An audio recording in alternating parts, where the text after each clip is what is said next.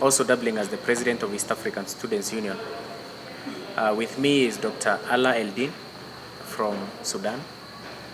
And we have come here, of course, to discuss about the issues in Sudan and to see how best to enlighten Kenyans, more specifically young people, and also people may not be informed of what is happening in Sudan. I think with time, we'll be able to have young people in Kenya who come from Sudan, who have experienced a lot of difficulties. They are university students who are displaced. Now they are living in Kenya. Most other students are in Egypt. Others are in South Sudan, devastated, hopeless. They are not enjoying rights to education like they are enjoying here in Kenya. So basically what we are going to do here today is to showcase very many Kenyans are out there, not just Kenyans, but also in the larger picture, the East African community, what Sudan is experiencing. You know, we are enjoying a lot of rights and freedoms here in Kenya, and we may not really understand the concept, or rather the situation that is in Sudan. Very many people are dying daily. When I talk about daily, not just being shot. People are being raped. People are being maimed. People are being attacked at night. Chemical weapons. But I know Dr. AlAElDIN, who is here today, AlAElDIN, he will explain to us what is happening. Then we'll end also our remarks later. Welcome, Doctor. Thank you, Mr. Anthony. And I thank for having this large gathering of media people and to explain to the Kenyan people what's happening in Sudan. The Sudan crisis and Sudan war have very big problem that there's much of misinformation in the media, and there is wrong narrative about the war in Sudan. Yes, the people knows that what's the human crisis and the humanitarian situation is there, and the people is dying. People are dying, and how much people are refugee, internally displaced, how the health situation is there, but they don't know what's the real cause behind the war, and why is the war right now continuing and entering about the third year, and it's not stopping till now. So this is the main issue: how to stop this war, and who's the one responsible for this war, and to correct much of the wrong narrative in the media. Thank you so much. I think what Dr. AlAElDIN is trying to explain to us is simple. In Sudan, the situation there, we are talking about chemical weapons being used by SAF, that is the Sudan forces. Sudan forces, the Sudanese forces, the government in place. What we want to also clarify is that President Ruto met RSF leader, that is General Hemed, and very many people misconstrued the reason as to why they met. In Sudan, what we need right now is peace. The peace efforts that have been advanced by Kenya, specifically our president, they are not in violation of peace terms. It is simply the fact that East Africans have looked at what is happening in Sudan, how the military is using its power to target innocent civilians. What are these innocent civilians fighting for? They want to have a democratic process whereby the country is free of dictatorship, is free of military takeover. They want these two forces, SAF plus RSF, to sit down. They have a kind of consensus, dialogue, to come up with a platform whereby all citizens can enjoy the freedoms like the way we have here in Kenya. Has it happened really? It has not happened. So, in general, we are trying to say, in Africa, our countries, there's no way they can have peace when there is war. Our collective agenda, and even our president, William Samoei Ruto, what he is fighting for, or what he is advancing, is to ensure there is cessation of war, there is peace, there is dialogue. RSF stands for that. RSF stands for peace. RSF stands for cessation of war. If at all, Darfur is one of the key places whereby RSF has some kind of presence. But we have seen the military try to use chemical weapons on innocent civilians. We have seen the other day, that is, I think, on 30th of May, whereby trucks taking food to some areas in Darfur. Is it Al-Bashir? Yeah, it's Kuma area. That's in the 2nd and 3rd of June, Yes. which was attacked by the SAF Air Forces. Yes. Yeah, and they destroyed the WFP truck Yes. taking the humanitarian aid to Al-Kuma, civilians and Al-Fashir. Al-Kuma. Now, I want to ask Kenyans, if humanitarian aid is being sent to some part and regions of Sudan, and the military is being used to do strikes, to strike some of those trucks that are transporting food there, what does that mean? It means that the innocent civilians who are in some of those regions, they will not access food, basics, food. Even shelter is an issue there because it's being bombed the whole place. These kind of wars, after escalating for quite a number of people, these people even raping as young as a 1-year-old child. Officers of the military, they are raping women. They are raping children. They are the same people who have ensured there is a serious crisis, food crisis, education crisis, cessation of movement, violation of human rights. All we are asking as East Africans, we are asking the international community, United Nations, IGAD, African Union, East African community partners, that is the surrounding countries, that is Uganda, Tanzania, Burundi, Rwanda, Ethiopia, Somalia, Egypt, all these countries who are in the East African bloc. I think it is the right time for them to take a neutral stand, call for peace. Like we saw the other day, the African Union chairperson, in one of the talks in one of the Arab countries, he made it very clear, and we can see he is supporting the current regime in Sudan, which is quite wrong, because as Africans we want to see a faction that is pro-people. We want also the people who are there to be listened to. We want there to be democracy. We want the people to be given a chance. That was the whole cause of dialogue. Yeah, but the main issue is that who started this war and who erupted the war and why.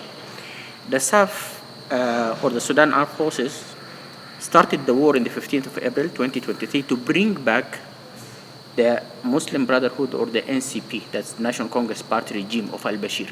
Okay. That the people had a very big revolution over in 2018, when the people went to the streets in Khartoum and in other cities in the periphery outside Khartoum, in all Sudan, to get rid of al-Bashir after 30 years of dictatorship. But al-Bashir rule was a mixed rule of a military and a Muslim Brotherhood or Islamist. And at that time of the 30 years of al-Bashir regime, Sudan was a nidus for much of the terrorists, the jihadists, Osama bin Laden, al-Zawahiri. So they were exporting terrorists and jihadists to the area, dealing with Boko Haram, with al-Jihad, with all these terrorist movements. When the people started to revolt, and they started in 2018 changing the regime, and we succeeded in changing the regime, and transitional period started in 2019, at that time, the two factions, that now the two belligerents, were one, like under the military apparatus. But the difference between the two, that the RSF at that time in 2018, they supported the revolution. When we were there in the sitting area, in the headquarters of the Army or General Command sitting area, we went there in the 6th of April 2019, and then the first 2 days we were attacked by the security apparatus, but the RSF forces came and surround the area, and then we were not attacked by the security apparatus until this insists on the army and the headquarters of the army to do the change, and the 11th of April then declared the outside of al-Bashir. We started a transition But I think many people know the transition that we had like for 5 years. The first 2 years were led by a sovereign council that's shared by militant and civilians. And the head of the sovereign council for the first 2 years was to be Al-Burhan, that is the head of the army, and then afterwards to be shifted to the civilian. At the time of the shift to civilian, they made a coup. They didn't say the coup. Al-Burhan said that it's not a coup, it's a corrective measures to increase the share of the power and so on.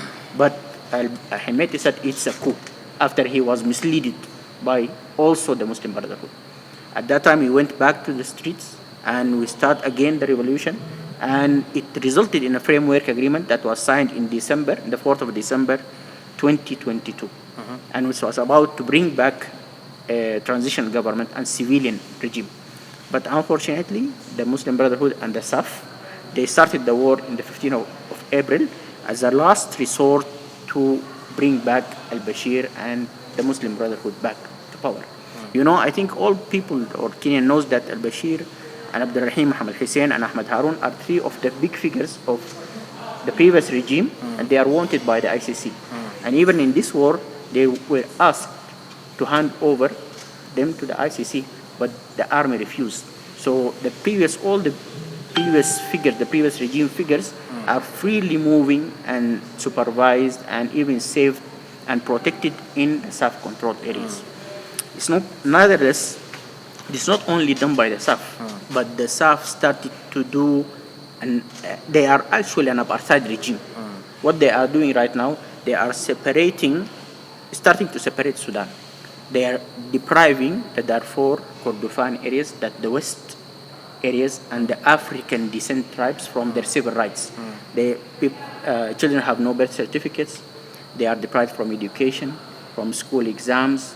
They made a currency change in Sudan, and they deprived these areas from currency, and they are not even allowed to renew their passport. If a Sudanese goes to the Sudan embassy here in Nairobi, and he was from the African descent tribes or from the Darfur or Kordofan area, and asked to renew his passport, they will not renew. Why? Because incubators of the RSF, and they are African descent. This is the reality of what's happening there. It's an apartheid regime. Yeah. Since the independence, the elite political groups of Sudan was enforcing to push Sudan towards the Arab Islamist group. And that was behind even the military opposition of late Dr. John Garang. And the many talks of peace here in Kenya, Machakos, and then Nifasha, and so on. So the insisting of having Sudan with an Islam Arab heritage and to destroy all the African heritage and even the African faith, the Christianity, is what is the SAF is doing, or the Muslim Brotherhood behind SAF is trying to insist. But we are the coalition that we made here, and that was declared in the KICC with the RSF, the civilians, and for myself, for example, from the trade union group and professions, were seeking behind the Sudan is an African nation, and it is a non-Muslim, non-Christian. It's a free nation. It's a secular nation. Anybody can perform his own religion, and there is difference between the state and the religion, and all people should have their social rights. This what SAF don't want. That's why they erupted the war, and that's why they having this apartheid regime deals of separating Sudan. People think that we in TASIS and in the new alliance are seeking to separate Sudan, but this one of the misinformation and misleading in the media. No, we are looking to unite Sudan, but in a secular certificates, renewing passports, verification of the certificates, and so on. This is the reality behind that. And that's why even they shoot or they attack the humanitarian aid trucks right now, because they don't want them to have even the food.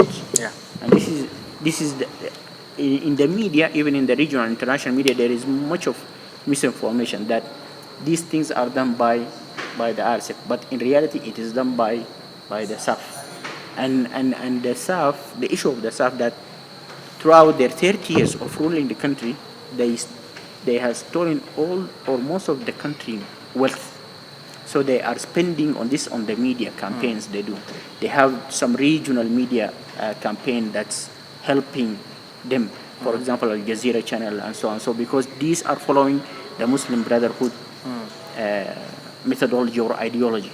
So that's why you find it's difficult to change this narrative, because that narrative of the SAF and the Muslim Brotherhood is well supported and well financed. That's beautiful, Doctor.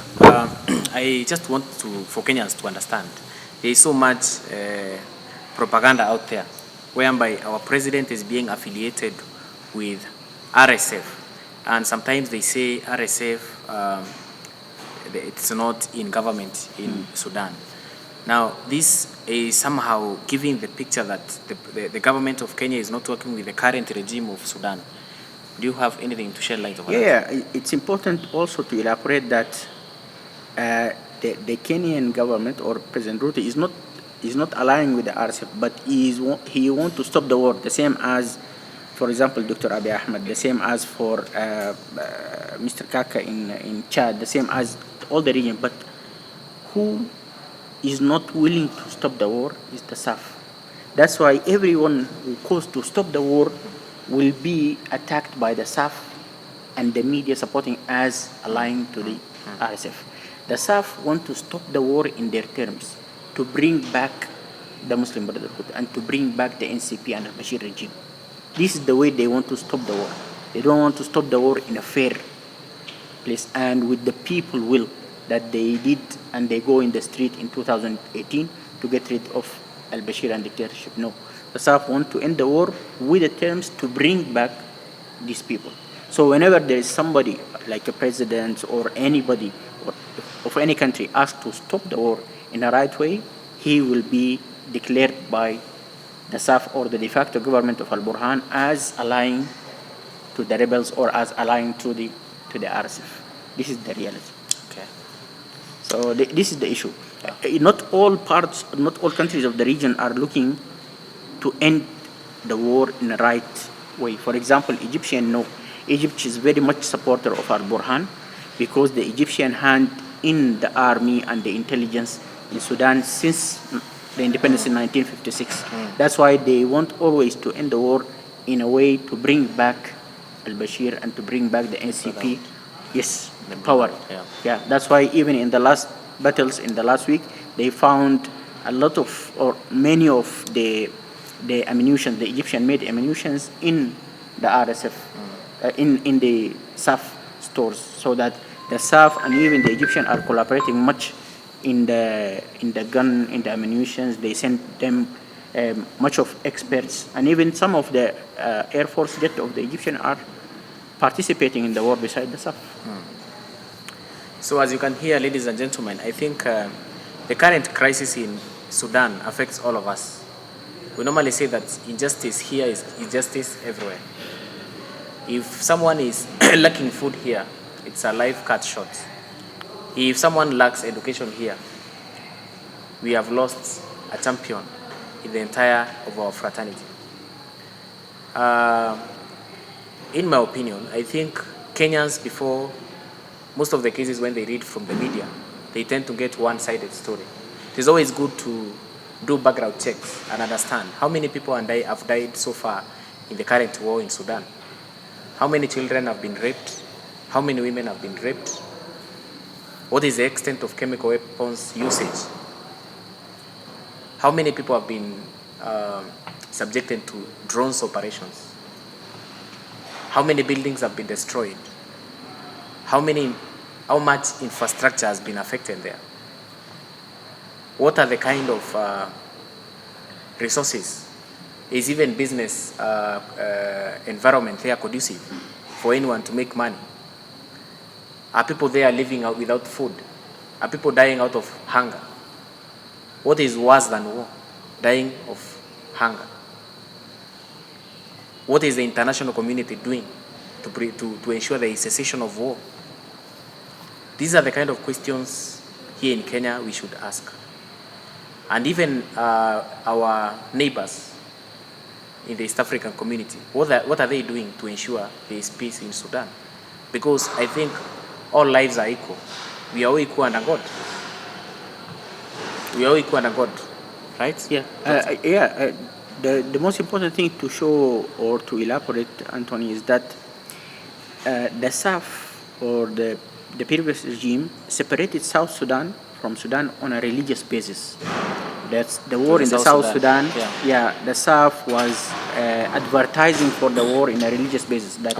That the South Sudanese are not Muslims and Jongarang is not Muslim. So they used this religious basis and religious feeling to move to mislead the Sudanese people, and they succeeded in separating South Sudan. And in Darfur, they couldn't say that these people are non-Muslim. They are Muslims. So they said that these people are not Sudanese. They are African. They are coming from the middle and the west of Africa. So they use the racial basis. That's why SAF and the Muslim Brotherhood are very bad, because they use to ignite the war with the religious and the racial basis. And this is the bad thing about the SAF and the Muslim Brotherhood. They don't want Sudanese to live in one country with equal rights, equal social rights, and free to perform any faith. I think Doctor said it all. I hope maybe there's few questions. Probably, do you think it's going to be easy to find solution to all this, because it's not just about East Africans, it's a whole community. Yes. So do you think it's going to be easy to find a solution to all this? The solution should be based, or we can reach a solution by putting much pressure on SAF. Okay, because they are the one who erupted the war. They are the one who spoiled even the peace talks in Jeddah first round of Jeddah, second round of Jeddah, the IGAD, the Geneva first round, Geneva second round, all were spoiled by the SAF. And this war, they were spoiling the peace talks in order to find an alliance. They bring the Iranian, the Houthis, the Tigray. They have an alliance with CS4. They get weapons from Egypt. So the problem is that the people's not realizing that the SAF is the problem and the one who's spoiling the peace talks. So whenever you have much pressure to put on the SAF, then you can reach the end of the war. Just on the Kenyan government, you've given an example of the passport issue. Sudan's came. Have they tried reaching out to the government to see if they can help when it comes to that? No, the passport issue will not be an issue of the Kenyan government. The Kenyan government facilitates much the refugees of staying here, like having the allowance of the stay. That's what a very good things and a very big help to the Sudanese refugees.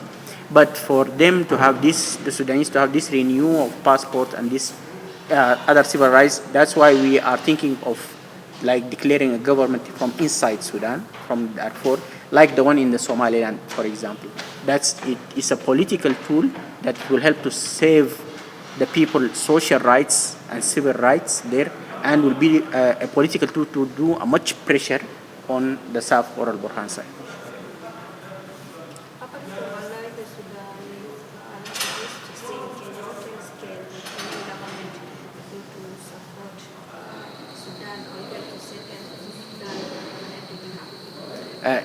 Not only the Sudanese refugees, but Sudanese students. Many of the refugees are students, and I think they have an access for much of the education here. The other thing is that the humanitarian support that is provided by the Kenyan government, and the will for the peace and the work for the peace is the most important issue. You cannot solve the Sudan issue without insisting on peace, and insisting on peace to reach it. To me, it means to put much more pressure on the part that spoils the peace. That is to say, Al-Burhan. And probably a question for Anthony. You've said as an East Africa community should come together to ensure that we have a solution to that problem. But so far we can even give an example of Tanzania and Kenya. We are not seeing that togetherness when it comes to the East African community. So do you think that one will be possible? In my own opinion, I think these countries, most of why they are remaining silent because of diplomatic issues. They are fearing that maybe there will be there will be bottlenecks when it comes to importation of issues, importation of goods and services between countries, which will affect business. There is, of course, integration issues, integration ties, trend. So all these factors, we put them together, like the way the Sudanese government responded to William Ruto meeting the RSF leader. What do? They stopped some importation of goods in Sudan. So if you go to Tanzania, they would want to be silent, especially right now when they have elections coming. In Uganda, they are not silent. They are simply supporting RSF. If you go to South Sudan, they are supporting RSF because RSF is more of pro-African, pan-African. They are supporting ideologies which are supporting Africans. The Muslim Brotherhood through SAF, what they are doing is that they want to take power from the people to the military and to the rule of Brotherhood affiliated. The regime of al-Bashir, who was ousted by a coup, by the people. So what we want as East Africans is to ensure power goes back to the people, from military to the people. Which side is pro-people? RSF. We want just the international community to understand that as East Africa, some of the countries who are silent, of course they are silent because of diplomatic issues. They don't want to cause tension. But behind these countries who are silent, what do they want? They want power to go back to the people. That's why our president, when he said he wants peace in Sudan, some of them misconstrued the message. They thought maybe he's pro-RSF. But what he's just saying is that he's welcoming all factions for them to come forward for the sake of peace. Do dialogue, take power back to the people. Let people elect their representatives. Let people work. Let people do things the right way, the way Africans have been supporting. Yeah, what makes it strange in Sudan issue that the South that is supposed to be the official and the Sudan army is working against the people and working against the Sudan. And the faction or the belligerent that who want to work for the people and want the power to be back to the people is the RSF. So that's why Anthony said that people are remaining silent, because the SAF is stealing the name of the Sudan, and they say they are the government of the Sudan. So whenever you come to the diplomatic issue, people speak that this is the government of the Sudan, and this is the Sudan army. How could it's not working for the people? But that's the truth, that this de facto government and this army is working against the people and against the benefit of the Sudan. Because why? Because they want to keep the dictatorship that they go throughout 30 years. Maybe a question. What are these maybe a warning measure that maybe you can give to the government of Kenya to make sure that something that happened between Kenya and Somalia is not happening between Tanzania and Kenya also? And on to you, maybe it's the same question. The measures maybe they give to the Kenyan government to make sure that something that happened between Somalia and Kenya is not happening now between Kenya and Somalia and Sudan. I think my question, I will not answer it because it's not touching on Sudan. But I will let my brother here, doctor, to address. The answer of this question is that depends on your analysis that which part or which belligerents is working for the benefits of the Sudan and for the people. So the countries or the presidents or the agencies, the UN agencies, should be brave enough to say who is working for the peace and who is working for the benefits of Sudanese and who is spoiling the peace platforms and who erupted the war. This is the issue. Who erupted the war and who spoils the peace is the SAF. So whatever measures should be taken to put a pressure on this part. Despite that it's stealing the name of the Sudan or it's stealing the name of the government. It doesn't make any difference. So if you want to stop the war and you want to work for the benefit of the people, then you have to stop the part that's not working for the best of the people. For example, in the Somaliland, I think what I have read in the media and as many of Somaliland, for example, Somaliland is very safe of terrorist attack. There is no terrorism. There is no. On the other hand, in Somalia, there is much of that.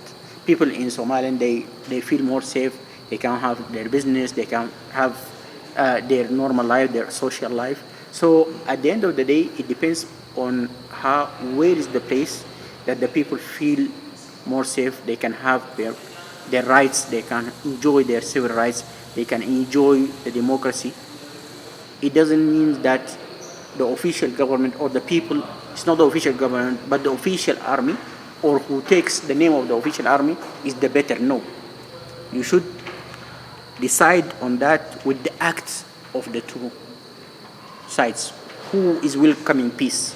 Who is going to the peace talks in favor to stop the war? And who is spoiling the peace talks? For example, the Sudan external affairs ministry, they freezed Sudan participation in the IGAD at the end in the December 2023 because the IGAD asked to stop the war in Sudan. And even at that time, Al-Burhan welcomed the final statements of the Djibouti meeting.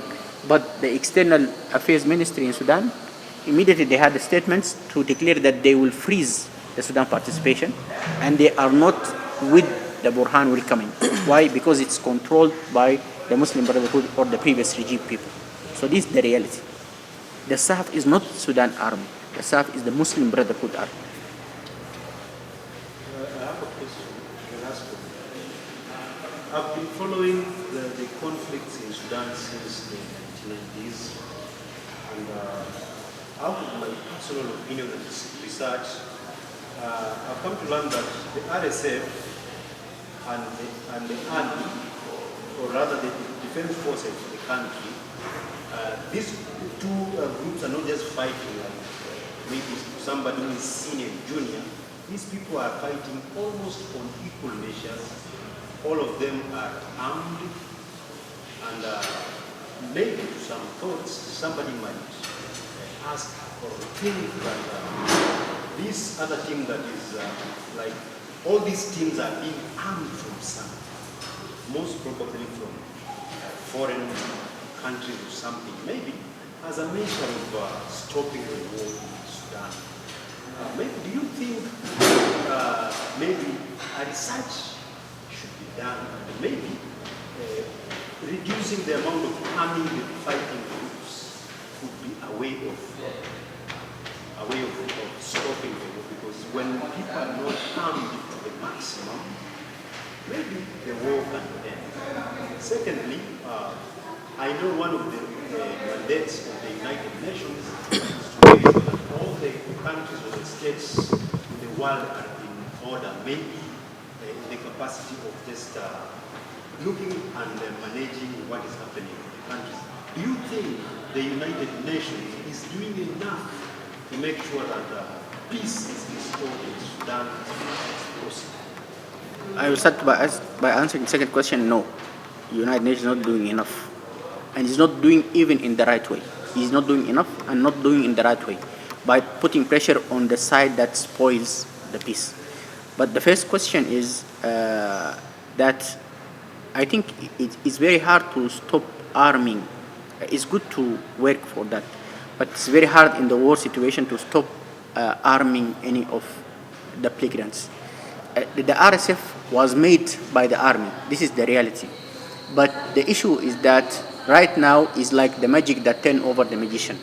It turns over the army. Why? Because the army don't want to bring back